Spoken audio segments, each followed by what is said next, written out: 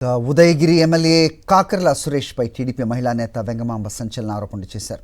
వెలుగునెట్ regional news. వెంజమూరులో CM చంద్రబాబును కలిసేందుకు వెళ్తుంటే తనను అడ్డుకున్నారని ఆరోపించారు. సీఎంకు అర్జీ ఇచ్చేందుకు వెళ్తుంటే పోలీసులు అడ్డుకోవడం దారుణం అన్నారు.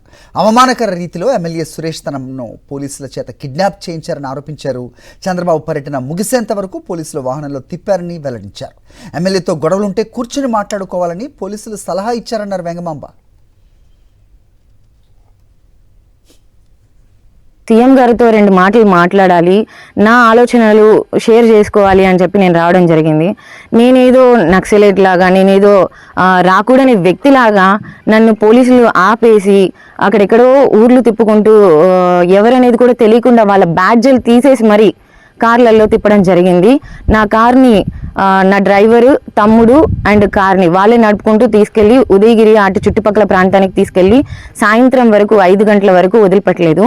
అలాగే నన్ను కొత్తపేట గ్రామం సైడ్ తీసుకెళ్ళేసి సాయంత్రం వరకు అలాగే కూర్చోబెట్టారు. సో సీఎం గారి మీటింగ్ అయిపోయే వరకు నన్ను వెళ్ళే ఛాన్స్ ఇవ్వలేదు, నన్ను అలౌ చేయలేదు. సో నేను అంత తప్పు ఏం చేశాననేది నాకైతే అర్థం అవ్వట్లేదు. నేను ఒక రాజకీయ నాయకురాలనైతే కాదు, ఒక సామాన్య ఓటరు, ఒక టీడీపీ సభ్యత్వం ఉన్నటువంటి తెలుగుదేశం పార్టీ యువతిని అంతే. కానీ నా మీద ఇంత కక్షపూరితంగా ఈ కాకర్ల సురేష్ గారు నన్ను ఎందుకు ఇలా టార్గెట్ చేసుకొని బిహేవ్ చేస్తున్నారనేది నాకైతే తెలీదు.